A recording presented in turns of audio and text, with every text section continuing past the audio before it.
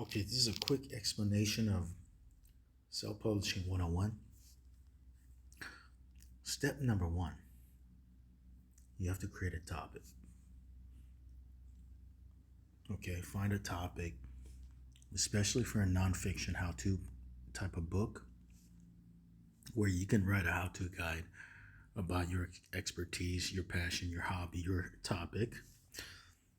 Find a niche topic, okay, and ideally a niche topic that has a Wikipedia page, for example, because it has a specific audience, a specific targeted topic. That's what you want, okay? A keyword that's people are going to type and search for on the search engines such as Amazon, Google, YouTube, and so forth.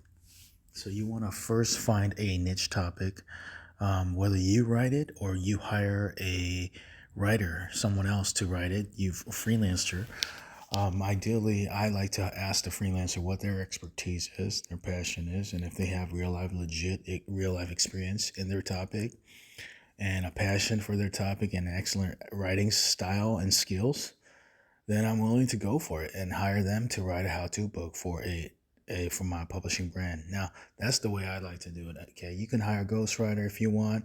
Decide on your own terms. For me, I'm willing to credit the writer as an author for my publishing brand on this book. So that's how I do it. But if you want to do it as a ghostwriter, you can write that in your own terms, in your own job. Number two, create an outline. Okay, after you have a specific niche topic, you want to create an outline on how to write the book instead of just jumping into the writing process without knowing what to write about. Take some time to come up with an outline, so you have a step-by-step plan of action that you can follow through on a consistent daily basis to ultimately write the entire book over some time. So that's the next step, number two. Create the outline, an organized, detailed, structured, systematic, step-by-step, and best outline that you can create as possible, okay? It doesn't have to be one, way. It can have multiple sections, different style. It's your canvas. So paint your painting the way you want to paint on the outline, okay? As well as step number three, which is to write the book, okay? To write the book, I highly recommend do a little bit every day to accomplish a lot in the long run, okay? That's what worked for me. For example, if I'm writing a nonfiction how-to book that has 101 plus tips, okay? I would write one tip a day for 101 days. And after 101 days, come on, guys, or sometimes a lot of times 90 days, because there's some days I would write more than one tip. I would have enough content after about 3 to 4 months, which is a good enough time frame for me. Okay, for most everyday people, right? And then you can clean it up, organize it, edit it, okay, which we go on to the next step after you write the book, okay? After you put the content in, just writing a little bit every day, following your outline. After about 90 plus days, you should be able to have enough content in your nonfiction how-to book for about 30,000 words or whatnot. Let's just say, okay, more or less. The next step fourth step is to edit the book. Okay, edit the book. And for everyday people, I highly recommend what I use is Grammarly, okay? But there's a free version and there's a premium version. I recommend the premium version, which I use because it checks more errors and fixes more. You can fix more stuff than the free version. So I use a Grammarly premium version to clean it up and take the overall score from whatever it is, 70s and the 80s or whatnot, to ideally in the 90s. It doesn't have to be exactly 99. 90s, okay? And I actually hired an editor, okay? A team member who actually goes through the process of now editing using Grammarly Premium for me, okay? In my team, okay? So, and I give them access using LastPass, which I highly recommend. There's other platforms out there. The next step is to edit. After that, is fifth step is to format. Okay, format the book. Okay, so generally speaking, for publishing, ebook, paperback, hardback, formatting for ebook can be in a Word document, okay, or in an EPUB format, okay. So you can turn the Word into an EPUB. So, but generally speaking, I like to use a Word unless an EPUB is required, okay.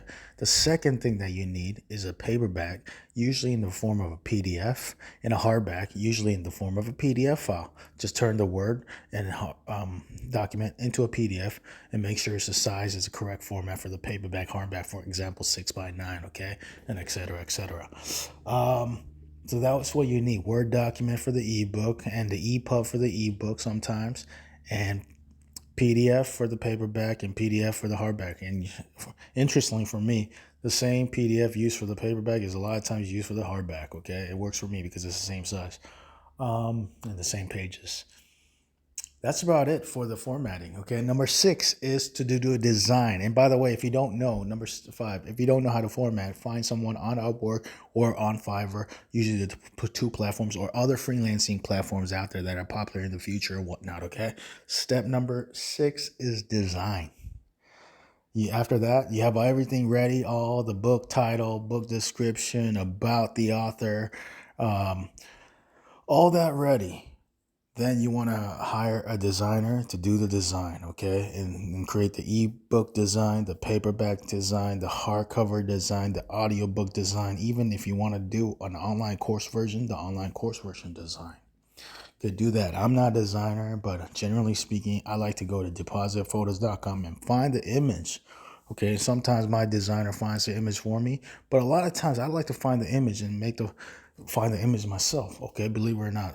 So I search there quick and I find the images that I believe that stands out, and I give that image to my designer that I work with, and he turns it into all the forms. Okay. Number 7, after that's step number 6, design. Number 7 is publish. After I have all the files, okay, I had the formatted ebook and all the book in all the formats, ebook, paperback, hardback, everything ready, plus the designs already. 7th step is to publish it in all the platforms out there. I believe in going wide. Generally speaking, some fiction writers don't like to do it, but personally, I like to be wide because I like to publish wide because I like to have multiple sources, streams of income, right?